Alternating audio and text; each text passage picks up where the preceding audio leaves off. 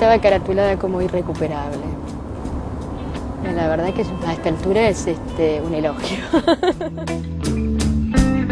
Digamos, para ellos estábamos irrecuperables para la sociedad, terrible, ¿no? Y bueno, por eso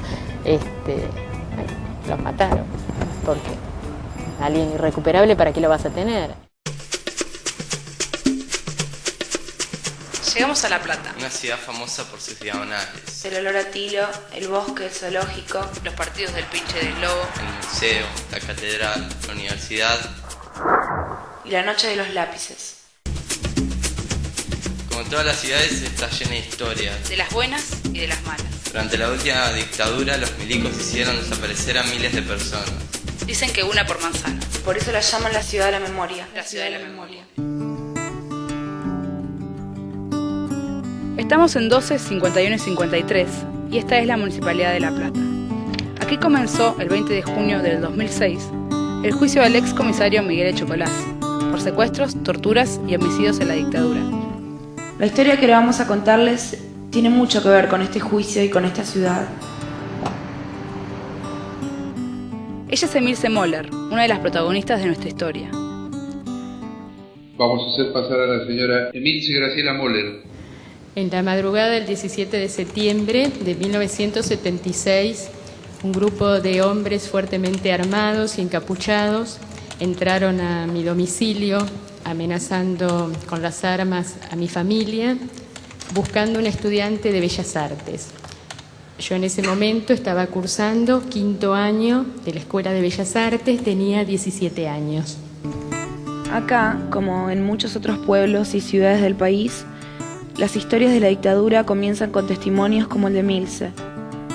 Conocerlos puede ayudarnos a entender un poco más aquella época.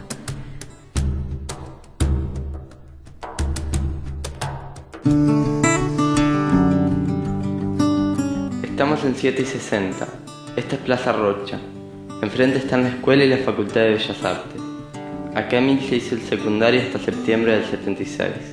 Militaba en la UES, Unión de Estudiantes Secundarios. De chica yo era muy católica, muy practicante y justamente, bueno, en Bellas Artes, por las charlas, por las discusiones, por las cosas que me iban enseñando, recuerdo el día que dije, bueno, entonces puede ser que no haya pobres. Entonces descubrí que había herramientas desde la política para que no haya pobres y para mí fue un cambio sustancial. Esta es la sala de música. Y allá estaba el buffet maravilloso que hacía las mejores sándwiches tostados de mi vida, pebetes. Yo tenía mucha gente que no tenía nada que ver, pero compartimentaba totalmente mi vida militante, ¿no? O sea, tenía amigas de inglés, o sea, toda otra vida, desde el colegio eucarístico, por ahí salía, tomaba un café y demás, y hablaba algo, o sea, trataba de la cuestión, de decirle que hay otras posibilidades, bueno, ver qué se podía hacer con esos sectores, pero bueno, era casi como hasta una actividad que me ponían. Salvo la mesita, lo que nosotros teníamos todos los días era eso, el Moisés. Por estos salones y pasillos también andaba Nilda Eloy, otra de las protagonistas de nuestra historia. Como Emilce, Nilda hizo el colegio secundario en Bellas Artes, pero cuando estaba en quinto año, en el 74, terminó de golpe las clases porque en octubre cerraron la universidad. Yo provengo de una familia peronista.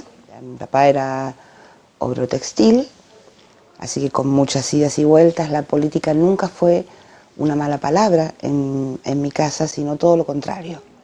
En la escuela se me enseñó que pensar y actuar tampoco era mala palabra. Tal vez por todo eso era demasiado rebelde. No podía aceptar que nadie me pusiera, que me marcara ni límites, ni horario, ni tenés que hacer esto, leer aquello, no lo podía bancar. Por lo tanto, no tuve una militancia orgánica. Lo que sí tuve fue una participación activa. Estamos en 1 y 49. Este es el Colegio Nacional de La Plata, Acá, entre el 72 y el 76, estudió Gustavo Calotti, el tercer protagonista de nuestra historia.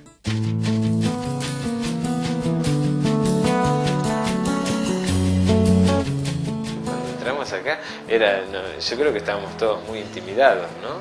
Primero porque éramos pibes de 13 años. Y aparte cambiaba todo, teníamos uniforme. Era con saco, corbata, camisa blanca, era todo así, ¿no? Lo que sí, una de las cosas que me impactó fue que en el año 72 ya el colegio estuvo tomado como un mes. Nosotros ya éramos revoltosos, o sea, mis mayores eran revoltosos, ¿no? En el sentido de que querían cambios de programas, más flexibilización a nivel de lo que era la vida escolar, ¿no? Y este colegio particularmente fue siempre muy, muy politizado, ¿no? Así que fue así que comenzamos las relaciones políticas y el militar. Primero había afinidad con ciertas personas en un principio y de la afinidad se pasa a las charlas, a alguna reunión y poco a poco uno va comenzando a tener ciertas actividades, participar en una asamblea, ser delegado de la clase, después ya más particularmente en un grupo determinado, decir, bueno, ahí sí, entonces charlas, lecturas, pintadas, volanteadas y era eso, pero sí, fue hacia finales del 72, principios del 73, en esa época que era una época de exitismo, por supuesto. Que venía la revolución, que venía otro país, que se venía, bueno, Chile, Cuba, los cambios en América Latina. Nosotros ya estábamos haciendo el cambio, el hombre nuevo, yo discutía mucho lo que era el hombre nuevo. Cambiar el modelo económico del país y cambiar todos los manejos, todas las instituciones que tuviesen algo que ver con ese tipo de gobiernos dictatoriales, o por lo menos antipopulares.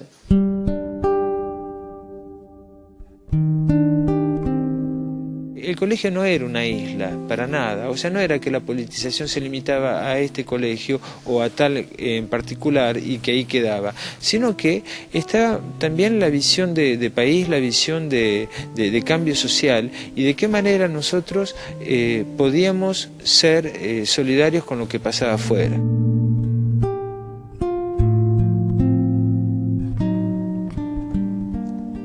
El 74 fue un corte,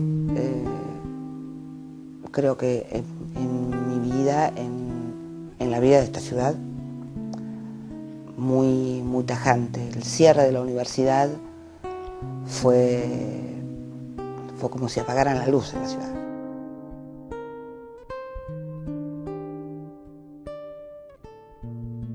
O la madrugada del 7 al 8 de octubre secuestran a Chen y Miguel, que eran el secretario académico de la facultad y el otro ocupaba también un cargo, eran de ATULP.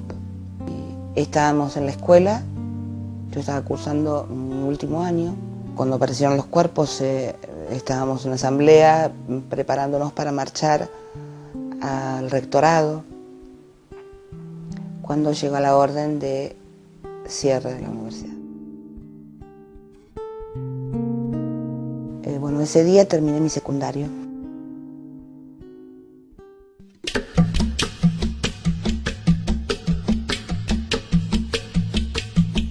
Para un estudiante secundario su rol principal es estudiar. Para nosotros como estudiantes secundarios nuestro rol principal era militar. Nosotros éramos militantes, ante todo éramos militantes. Yo no conozco de haber ido a una discoteca, no frecuentaba demasiado el centro, bueno, aparte para una cita en alguna hora en que hubiese mucha gente, no me vestía a la moda. Los sábados a la noche, cuando muchos se iban a una discoteca, nosotros íbamos a un barrio, una unidad básica, una peña. Eran otras cosas, ¿no? Otra manera de ver el mundo, la vida, qué sé yo. Influenciados, evidentemente, ¿no? Pero que esa influencia la adoptamos y la hicimos nuestra. Estamos en la avenida Pereira Iraola y 53. Esta es la entrada principal del Zoológico de La Plata. Este, para Emilce, era un lugar especial. Yo venía a hacer las reuniones, las citas, acá en el zoológico o en el museo. En el 76 habíamos adoptado esto, como no teníamos reuniones, lugares para reunirnos, para que no llamar la atención, y como nosotros llamamos de Bellas Artes, y normalmente nosotros veníamos al museo, al zoológico a dibujar, entonces grupos de estudiantes, un grupito no llamaban tanto la atención. Yo te recuerdo que las últimas reuniones de acá fue para organizar un acto relámpago que después hicimos en 8:48. En ese momento nos juntábamos y en un instante tirábamos volantes públicamente, desparrábamos volantes. Lo que pasa es que eso que parece tan trivial, los volantes decían que se vayan los militares, fuera la dictadura, libertad a los presos políticos, ¿no? Como hablábamos en aquel momento. Y bueno, firmada Hues, Montoneros y demás, bueno, sí que eso era, te llevaba la vida, ¿no?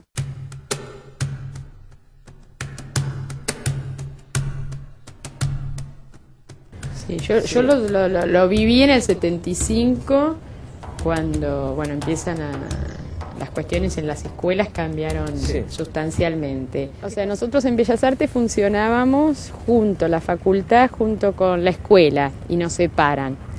Cambiaron los preceptores, y la modalidad de trabajo fue totalmente distinto, y a partir de ahí ya lo empezamos a sentir. Y para mí el golpe, como que a mí, pero en lo personal, además de la organización, pero como que en lo personal fue la muerte de Patulo Rabe en diciembre del 75. Vi la noticia y bueno, Patulo era un amigo nuestro de estar siempre.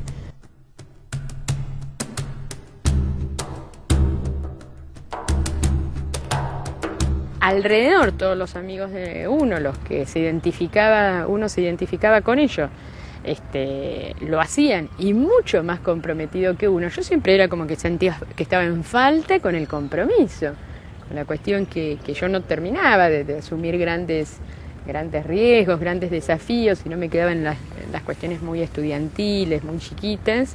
Yo siempre decía, qué poco que entrego. Que a pesar de todo yo creo que había un salto cualitativo que uno tenía que dar. Y, o sea, el salto de decir, bueno, paso de una organización estudiantil secundaria a otra organización mucho más estructurada, clandestina, y ese salto cualitativo yo creo que no era fácil asumirlo y tomarlo, o sea, porque significaba romper también con muchas cosas, romper con su familia, romper con su rutina, con sus cosas, su vida de todos los días. Uno veía otros que daban todo, o sea, en mi caso no era que te frenaba, te decía, bueno, ellos murieron, ¿cómo no voy a seguir yo?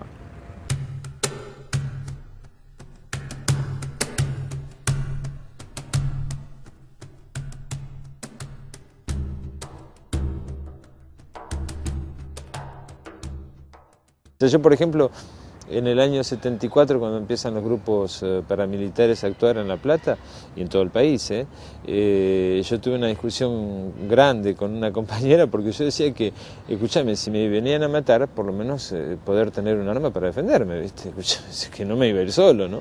Esa era mi posición. Yo siempre con el tema de la violencia tenía mucha contradicción. Y si bien yo sabía que estaba en un movimiento en donde apuntaba a eso, como mi actividad en sí no involucraba cuestiones en lo personal, bueno, eso me tranquilizaba un poco, porque lo entendía, veía que era el camino, pero tenía contradicciones personales, ¿no?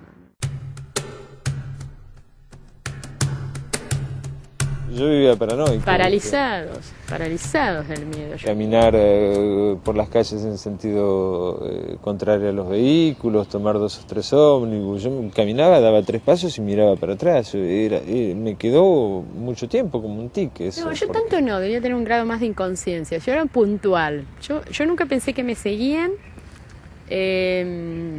Lo que tenía cuando hacía el acto relámpago, temblaba.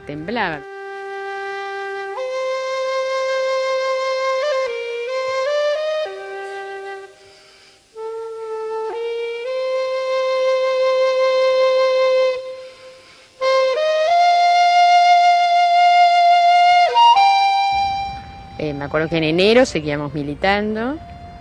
Y bueno, y ahí veíamos las dificultades del enero para trabajar, pero bueno, nos seguíamos reuniendo y ya se empezaba a hablar de la inminencia del golpe, era un golpe que se venía a gritos, ¿no? En definitiva yo creo que era un golpe largamente anunciado, ¿no?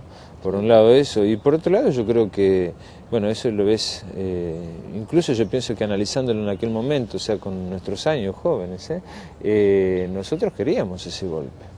Queríamos ese golpe porque creo que la teoría era que ese golpe iba como a decantar las posiciones de cada lado y radicalizarlas más, ¿no? Bueno, yo no, yo discutía. Cuando a mí me decían eso, yo decía que estaban locos, yo decía que no. Había compañeros que planteaban eso y yo les decía que no, que no, nunca... que no era la metodología, no era necesario y que no estábamos en condiciones de oponernos a una cosa así. Sí, pero bueno, vos, por ejemplo, estabas en desacuerdo, pero era la línea que bajaba Montaneros de todas maneras. Sí, radicalizar la situación. Yo me acuerdo que cuando alguien lo planteaba, pero no era la línea de trabajo nuestra, no. Nosotros lo que hablábamos era, bueno, ahí empezó simplemente la resistencia a eso. Y no era considerar que era mejor, no. Y así que bueno, era la resistencia a la dictadura con las acciones que eran las propagandas, básicamente. La cuestión de propagandas para denunciar lo que estaba pasando y para tratar de mostrar que había focos de resistencia. De ahí lo de las obleas de los colectivos, sí.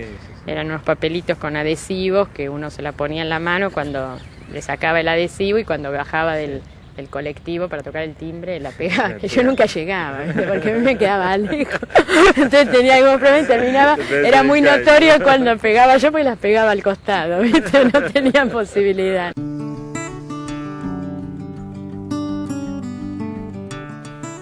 Volvemos a la municipalidad. Estamos frente al tribunal que juzga a Miguel Echecolás. Emil, Zenilda y Gustavo vuelven a contar lo que les pasó en el 76.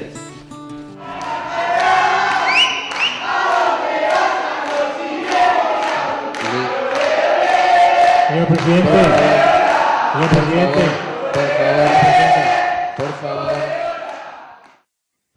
En la madrugada del 17 de septiembre de 1976, un grupo de hombres fuertemente armados y encapuchados entraron a mi domicilio amenazando con las armas a mi familia, buscando un estudiante de Bellas Artes. A mí me detienen el 8 de septiembre de 1976. En aquel momento yo trabajaba como correo en la oficina de tesorería de la jefatura de policía y la detención se produce entre las 17:30 de la tarde en mi oficina, o sea, dentro de la jefatura de policía. En ese momento estaba en 5º año del Colegio Nacional y bueno, y trabajaba por necesidad también, ¿no? El 1 de octubre del 76, a las 12 de la noche, irrumpió una patota de, calculo que más de 20 personas.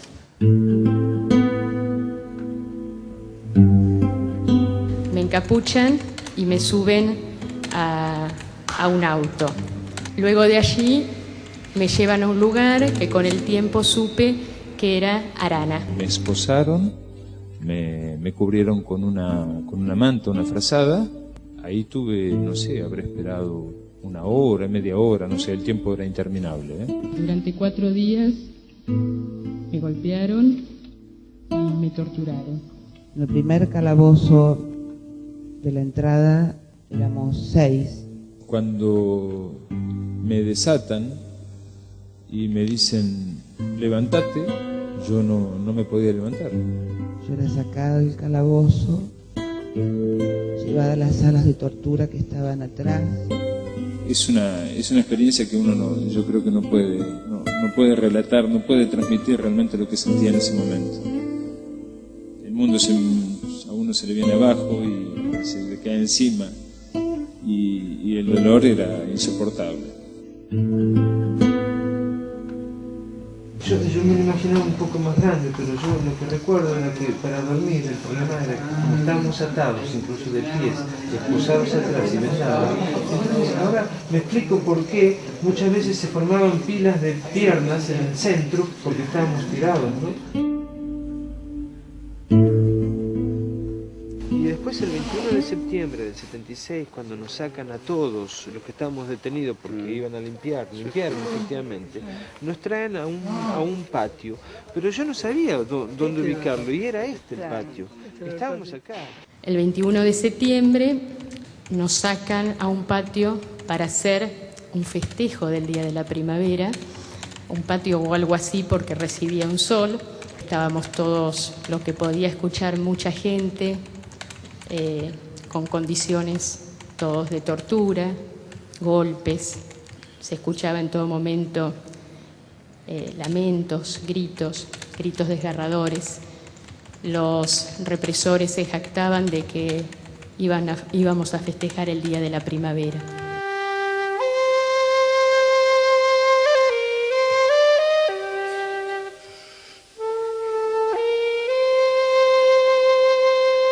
El 23 de septiembre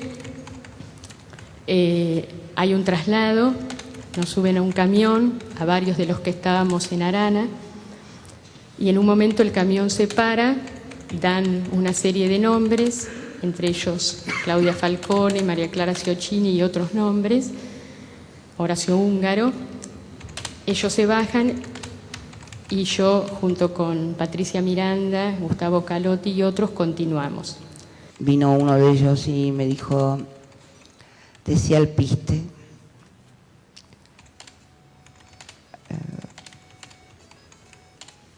Y bueno, cuando logró que yo lo dijera, me dijo que perdiste a alguien, que me habían borrado de la lista. Efectivamente, me bajan las escaleras y lo pude ver a mi padre 5 minutos. Me dijeron que no le diga nada.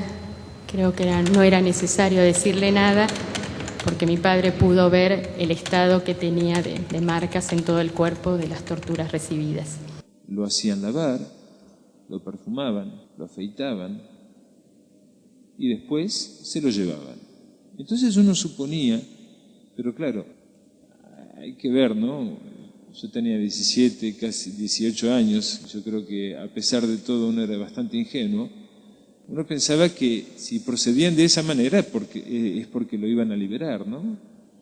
Y bueno, lamentablemente, en el caso de Víctor Treviño, sigue desaparecido. Íbamos las 3 en el asiento de atrás, sentadas. Nos dicen que miráramos el camino, que miráramos, porque de donde íbamos no se salía más, que nosotros íbamos al infierno y que de ahí no se sale. Y fuimos al infierno.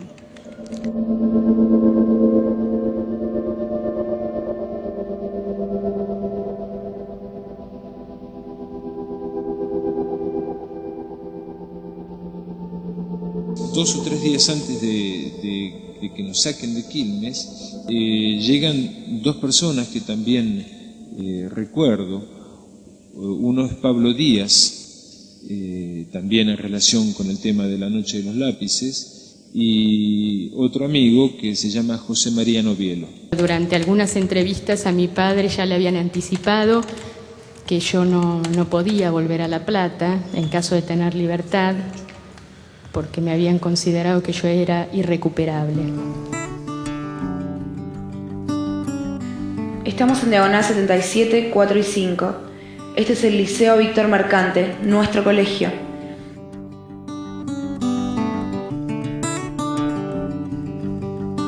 Y eran todas tabletas así como de metal. Yo tenía una pared. Ah, no, nosotros Yo tenía una pared. Nosotros ahí arriba Es más, teníamos eran unas tabletas así, entonces veíamos pasar por arriba. La chica, ¿ves por qué tenía una pared? Emilce y Gustavo se conocieron cuando estaban en el colegio secundario. Militaron juntos en la UES. En esa misma época, Emil se conoció en Bellas Artes Anilda, que era más grande. En el 76, los tres estuvieron detenidos en el Pozo de Quilmes. Gustavo y Nilda recién se conocieron las caras en el 99, cuando declararon en el juicio por la verdad de La Plata.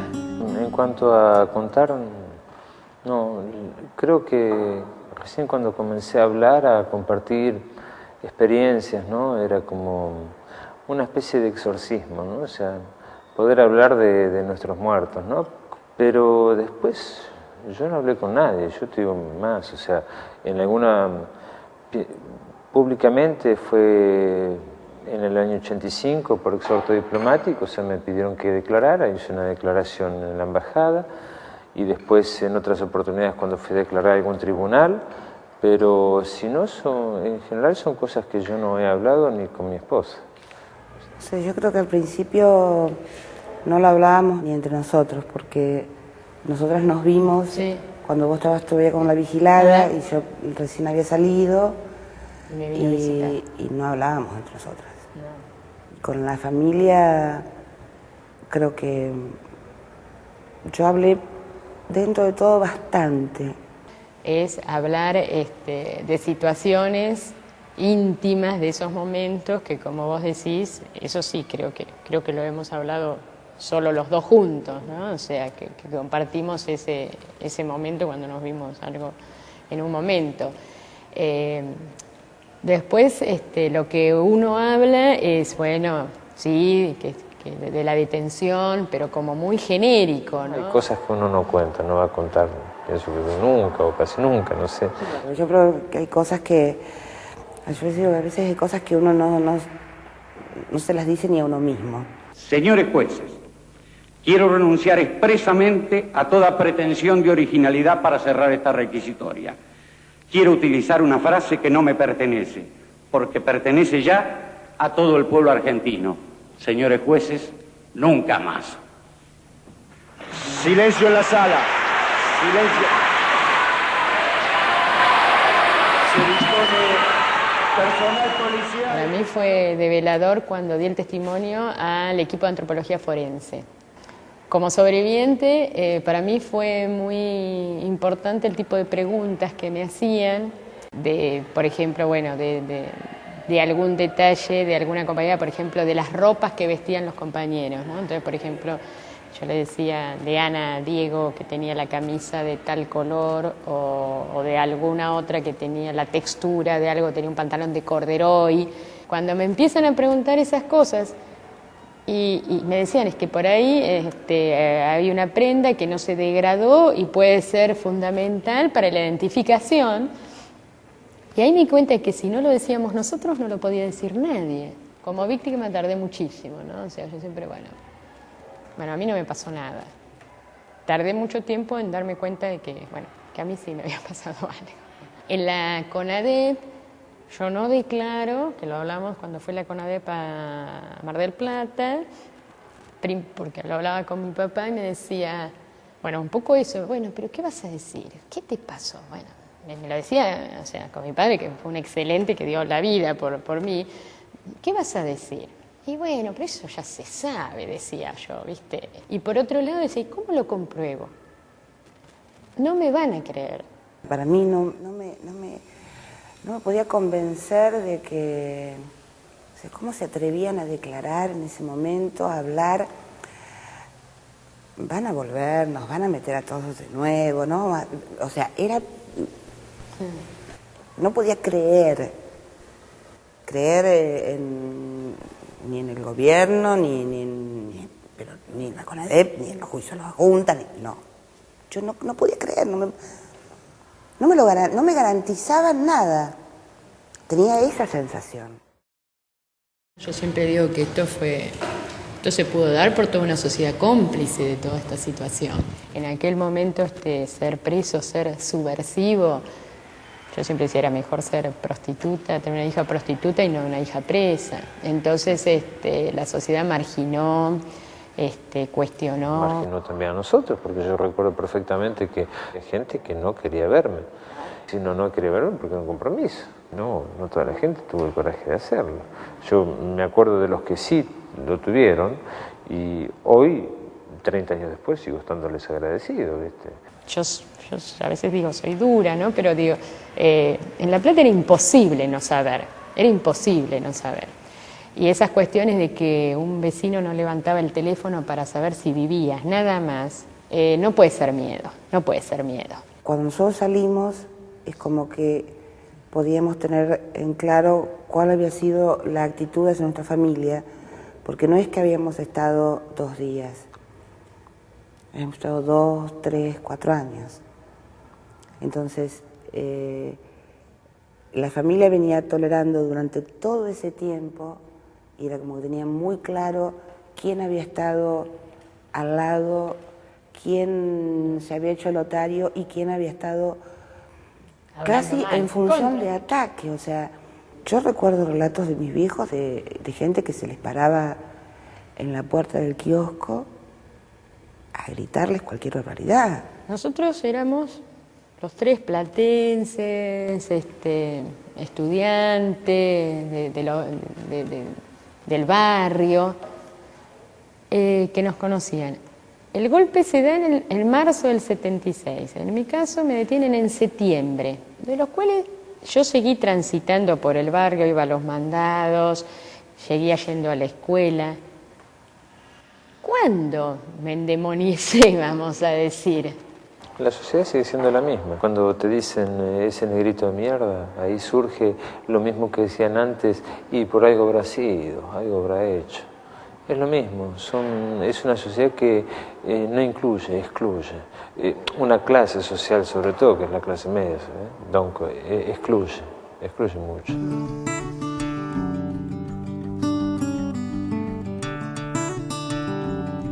Esta soy yo. Mi nombre es Soledad.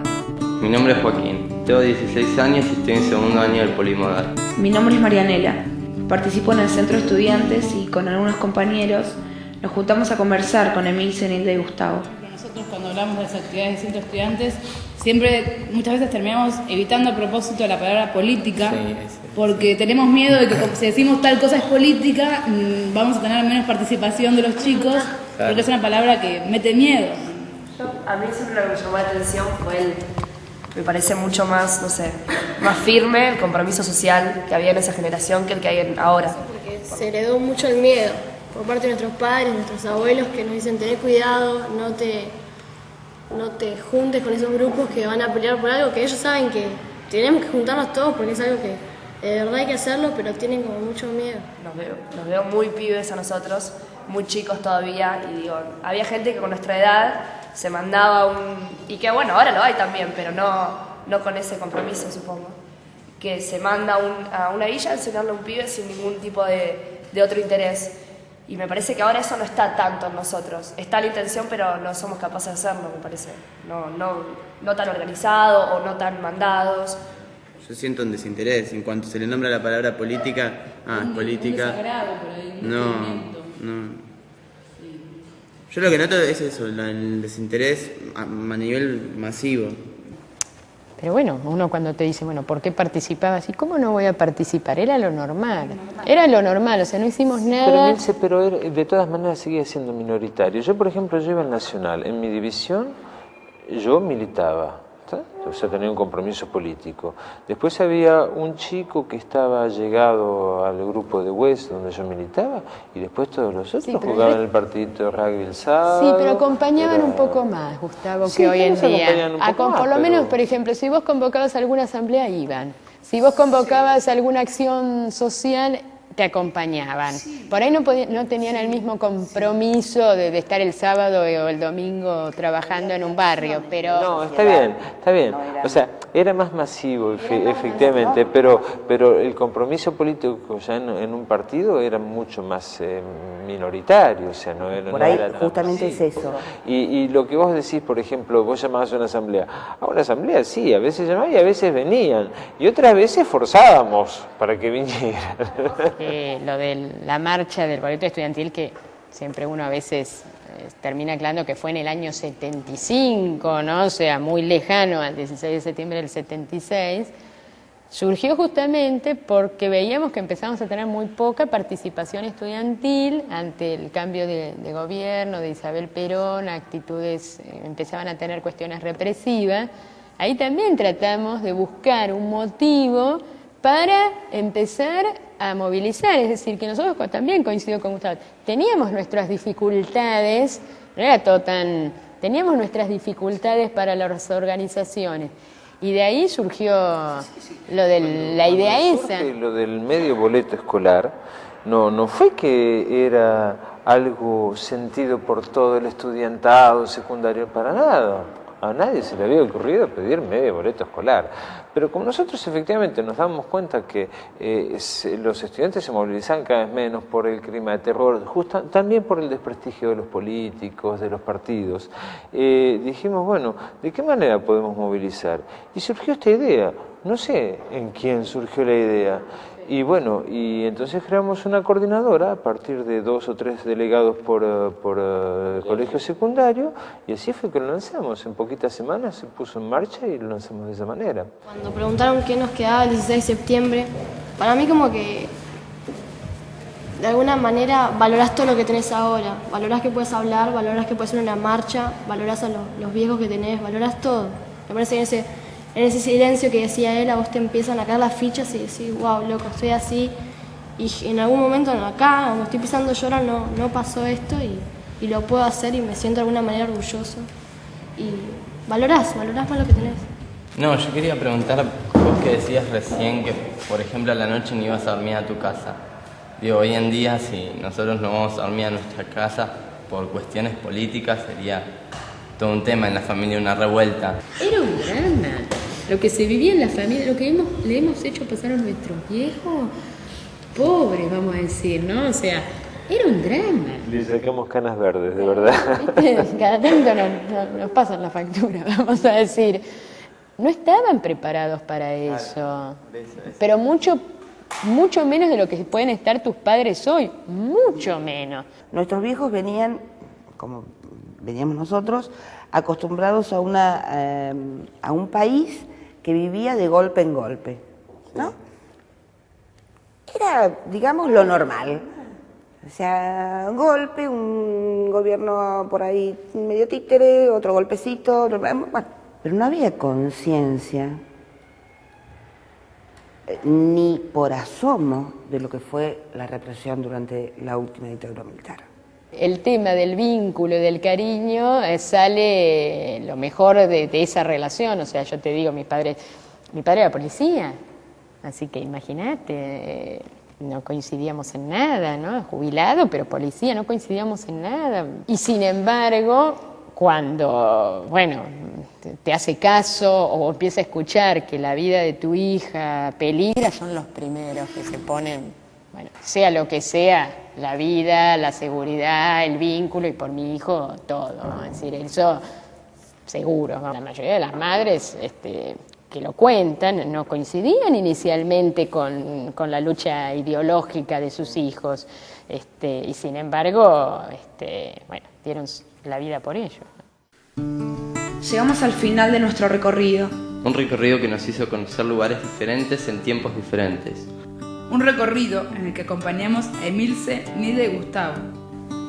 Un recorrido en el que las memorias de otros nos hicieron pensar en nosotros. Un recorrido que también es una historia. Nuestra historia.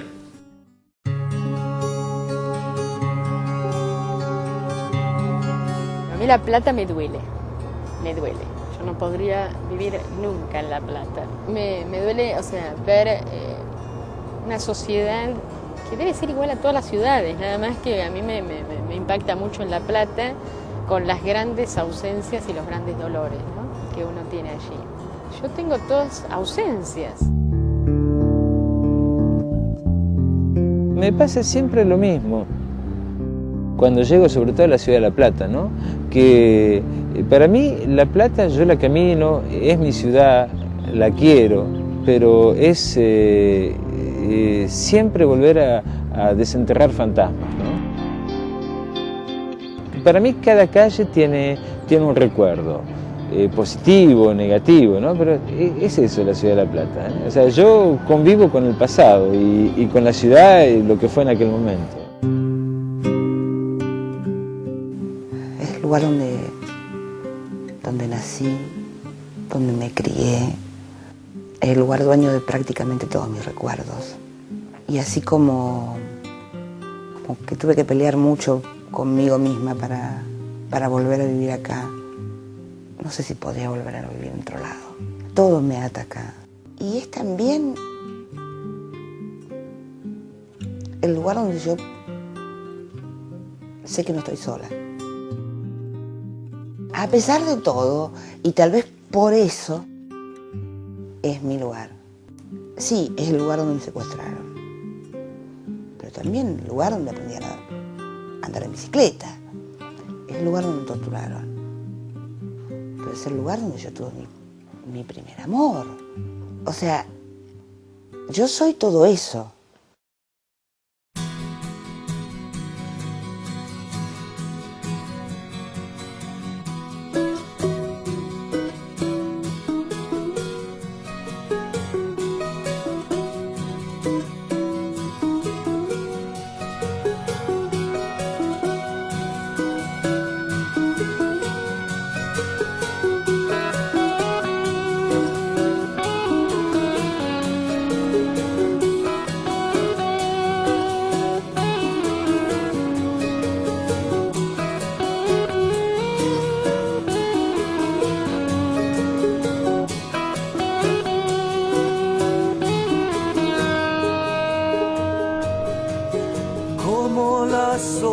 Que caen, yo también he de caer, y en la tierra yo te cantaré.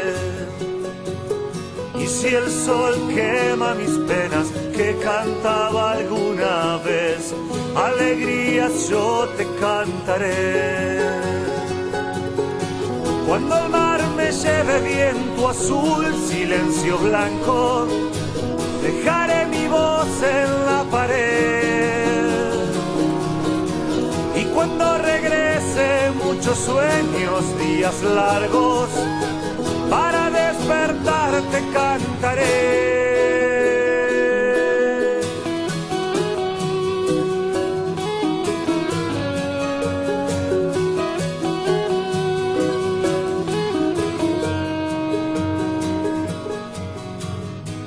Como la estrella que brilla, quiero mi brillo tener.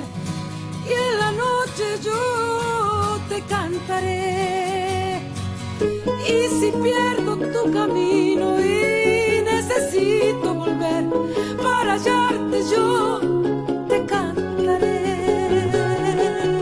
Cuando el mar me lleve viento azul, silencio blanco, dejaré mi voz en la pared.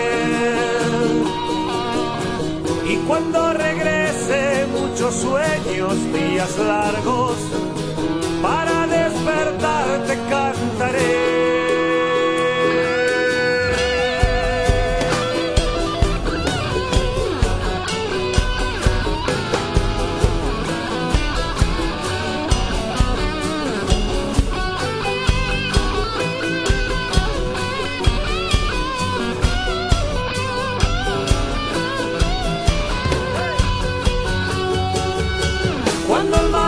Lleve viento azul, silencio blanco, dejaré mi voz en la pared. Y cuando regrese muchos sueños, días largos,